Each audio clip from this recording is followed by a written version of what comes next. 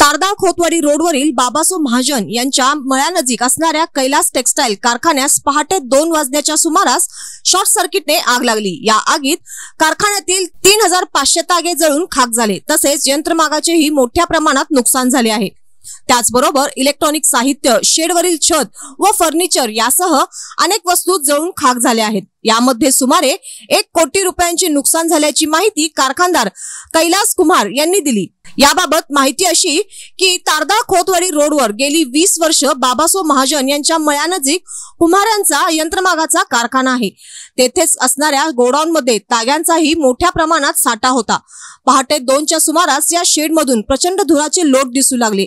काही क्षणात आगीने रौद्र रूप धारण केल्याने जवळच असणाऱ्या मळे भागातील नागरिकांनी आग विझवण्याचा प्रयत्न केला, परंतु आगीचे लोट मोठ्या प्रमाणात असल्याने जयसिंगपूर व इचलकरंजी येथील अग्निशामक दलास पाचारण करण्यात आले।